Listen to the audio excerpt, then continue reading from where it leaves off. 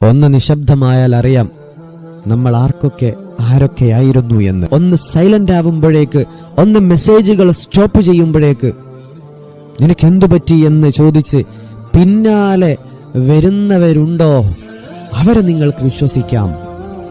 നിങ്ങളുടെ അസാന്നിധ്യം ശ്രദ്ധിക്കുക പോലും ചെയ്യാതെ, മൈൻഡ് പോലും ചെയ്യാത്തവരാണോ അവരാലോചിച്ച് നിങ്ങൾ ടെൻഷൻ അടിക്കുകയേ വേണ്ട.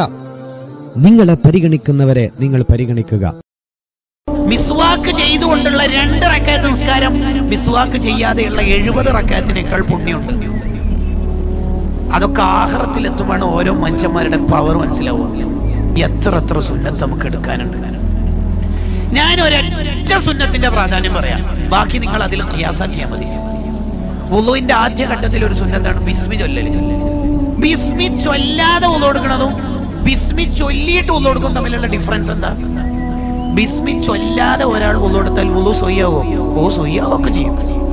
പക്ഷേ ബിസ്മി ചൊല്ലാതെ വുളു എടുത്താൽ വെള്ളം ഏതൊക്കെ അവയവങ്ങളിൽ എത്തിയിട്ടുണ്ടോ ആ അവയവങ്ങളുടെ ഒക്കെ ദോഷം പൊറുക്കും. ബിസ്മി ചൊല്ലിയിട്ട് വുളു എടുത്താൽ വെള്ളം എത്തിയ അവയവങ്ങളുടെയും വെള്ളം എത്താത്ത അവയവങ്ങളുടെയും ദോഷം പൊറുക്കും. എന്ന് പറഞ്ഞാൽ ഹൃദയത്തിന്റെ ഉള്ളിലേക്ക് വെള്ളം എന്തായാലും എത്തുവോ? ഇല്ല. വുളുവിന്റെ അവയവാണോ ഹൃദയം? അല്ല. ഹൃദയം കൊണ്ട് ചിന്തിച്ചു പോയാൽ കുറെ ഹറാമും തെറ്റൊക്കെ ഉണ്ടാവില്ലേ?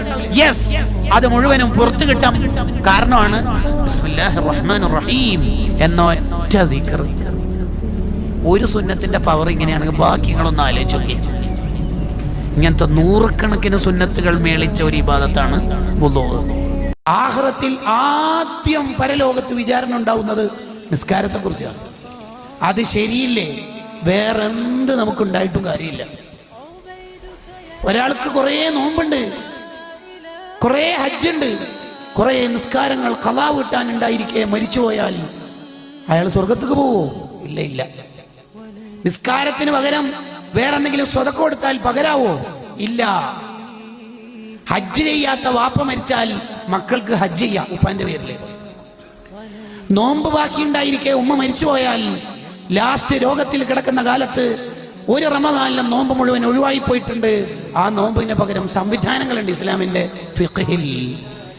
ഒരാൾ നിസ്കാരം ഒഴിവാക്കിയിട്ട് മരിച്ചുപോയാളാ 70,000 ദിക്ർ വാപ്പാന്റെ പേരിൽ ചൊല്ലിയാൽ നിസ്കാരത്തിന്റെ പകരാവോ? ഇല്ല. നിസ്കാരത്തിന്റെ പകരം നിസ്കാരം തന്നെ. ഒരൊറ്റ നിസ്കാരം കളയാൻ പാടില്ല. ഒരൊറ്റ നിസ്കാരം കളയാൻ പാടില്ല. ഉമ്മാനെ കാണും എഴുന്നേറ്റ് നിൽക്കൽ അദബിന്റെ അച്ചടക്കത്തിന്റെ വലിയൊരു ഭാഗമാണ് എന്ന് പണ്ഡിതന്മാർ. ഉമ്മാനെ കാണും എഴുന്നേറ്റ് വളരെ സീരിയസ് ആയിട്ട് പറയാണ്. അവനവന്റെ ഉമ്മാനെ കാണും എഴുന്നേറ്റിക്കണം. നിങ്ങൾ വീട്ടിൽ സോഫയിൽ ഇരിക്കുകയാണ്, ഉമ്മ പുറത്തുപോയി വീട്ടിലേക്ക് വരികയാണ്.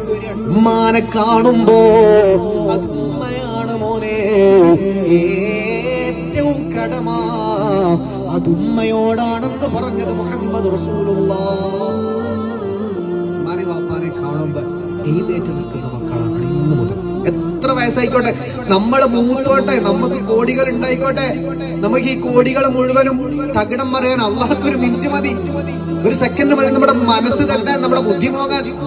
സുബ്ഹാനല്ലാഹ്, എത്ര പേരുണ്ടങ്ങനെ. അതുകൊണ്ട് ഇതിനൊക്കെ കാരണക്കാരായ നമ്മുടെ പ്രിയപ്പെട്ട ഉമ്മാനെ ബാപ്പാനെ കാണുമ്പോ ഇന്ന് മുതൽ തീരുമാനത്തിലേക്ക് ഒന്ന് എഴുന്നേറ്റിക്ക. അത് കൂലിയാണ്, പ്രതിഫലമാണ്, അത് ബഹുമാനമാണ്. നമുക്കതുകൊണ്ട് ഖൈറ് മാത്രമേ കിട്ടുള്ളൂ. സീരിയസ് ആയിട്ട് എല്ലാവരും ഏറ്റെടുക്കുക. ഉമ്മാനെ കാണുമ്പോൾ എഴുന്നേറ്റിക്ക, കൈപിടിക്കുക, ഒരു മുത്തം കൊടുക്കുക. വാപ്പാനെ കാണുമ്പോൾ ഒന്ന് കൈപിടിക്കുക. ആദ്യം കുറെ ദിവസത്തിന് ശേഷമാണ് കാണുന്നെങ്കിൽ വാപ്പാനെ കൈപിടിക്കുക, നെറ്റിലൊരു മുത്തം കൊടുക്കുക, ഒന്ന് കെട്ടിപ്പിടിക്കുക.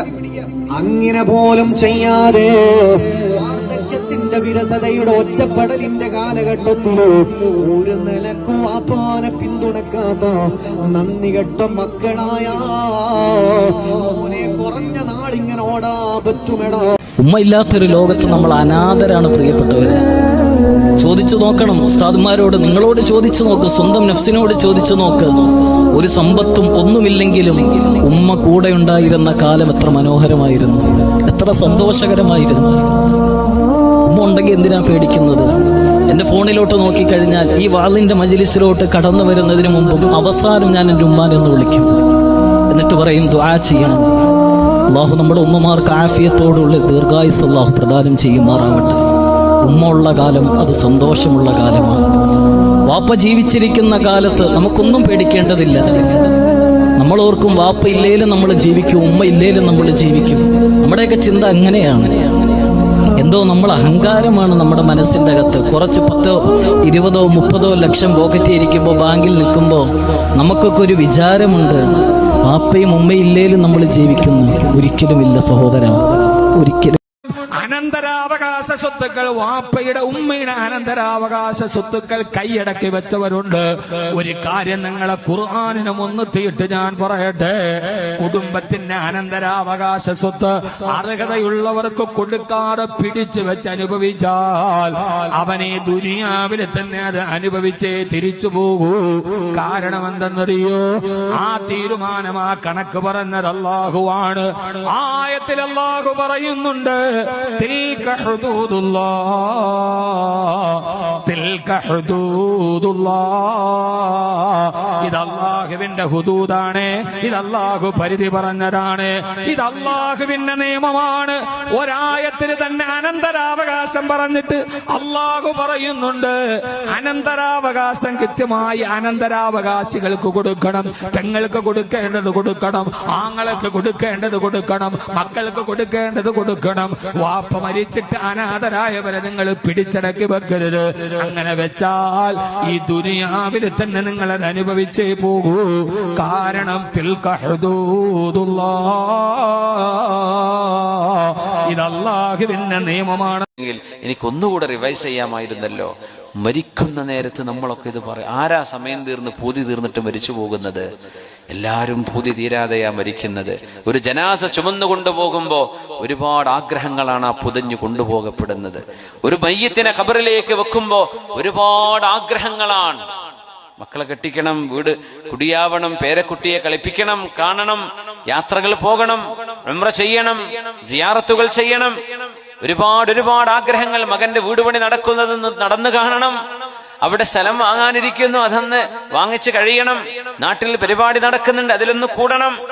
ഇങ്ങനെയൊക്കെ ഒരുപാട് ആഗ്രഹങ്ങളുടെ, ചെറുതും വലുതുമായ ആഗ്രഹങ്ങളാണ് 3 തുണിയിൽ പൊതിയപ്പെട്ട് കൊണ്ടുപോകുന്നത്.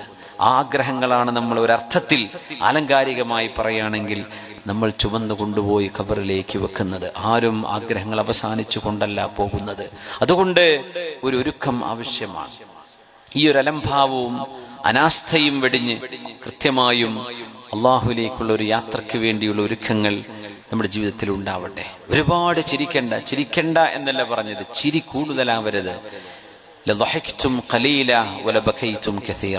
ഒരുപാട് കരയുകയും ഒരൽപ്പമേ നിങ്ങൾ ചിരിക്കുകയുമായിരുന്നുള്ളൂ. നിങ്ങൾക്ക് ഞാൻ അറിയുന്ന പോലെ പരലോകത്തിന്റെ വിഷയം അറിഞ്ഞിരുന്നുവെങ്കിൽ ഞാനത് പോയി കണ്ടതാണ് എന്ന് പുണ്യ നബി സ്വല്ലല്ലാഹു. ജീവിതം കുറച്ചും കൂടെ മനോഹരമാവാൻ, മനസ്സമാധാനം കിട്ടാനുള്ള നല്ലൊരു സീക്രട്ട് ആരുടെ ജീവിതത്തിലേക്കും അമിതമായി നോക്കാതിരിക്കുക എന്നതാണ്. യൂട്യൂബിലും ഇൻസ്റ്റഗ്രാമിലും സോഷ്യൽ മീഡിയയിൽ നിങ്ങൾ കാണുന്ന ഈ കപ്പിൾസ് ലൈഫ് 90% ഫേക്കാണ് എന്ന ഒരു മിനിമം ബുദ്ധി നമുക്കുണ്ടാവണം. ഇൻസ്റ്റഗ്രാമിലോ യൂട്യൂബിലോ ഒരാൾ കാറ് മേടിച്ചു എന്ന് പറയുമ്പോഴേക്ക് നമ്മൾ വിചാരിക്കും അവന്റെ ലൈഫ് സക്സസ് ആയി. അതിൽ 95% ലോൺ എടുത്തിട്ടായിരിക്കും അവൻ ആ കാറ് മേടിച്ചത്. അവന് ലോൺ അടക്കാൻ പെടുന്ന പെടാപ്പാട് ചിലപ്പോൾ അവന് സോഷ്യൽ മീഡിയയിൽ പോസ്റ്റ് ചെയ്യുന്നുണ്ടാവൂല. ഭൗതികമായ സംഗതികൾ കാണുമ്പോൾ അവരൊക്കെ ജീവിതം ഉഷാറാണല്ലോ എന്നാലോചിച്ച് സ്വന്തം ലൈഫ് നഷ്ടപ്പെടുത്താൻ നിൽക്കണ്ട. ഞാൻ ആവർത്തിച്ചു പറയുന്നു, നിങ്ങൾ ഈ കാണുന്ന ജീവിതങ്ങളിൽ അധികവും പുറത്തേക്ക് കാണുന്നതിൽ മിക്കതും ഫേക്ക്. ഉള്ളിന്റെ ഉള്ളിൽ അനുഭവിക്കുന്ന രോധനവും സങ്കടവും അത് അവർക്കും റബ്ബിനും മാത്രമേ അറിയൂ. രാവിലെ എഴുന്നേറ്റ് ഒറ്റയ്ക്ക് വാഷ്റൂമിൽ പോകാൻ പറ്റുന്നുണ്ട്, ഭക്ഷണം കഴിക്കാൻ പറ്റുന്നുണ്ട്, ഒറ്റയ്ക്ക് നടക്കാൻ പറ്റുന്നുണ്ട്. 1000 അനുഗ്രഹങ്ങൾ റബ്ബ് തന്നിട്ടുണ്ട്. അത് ആലോചിക്കുക, സന്തോഷത്തോടെ മുന്നോട്ട് പോകും.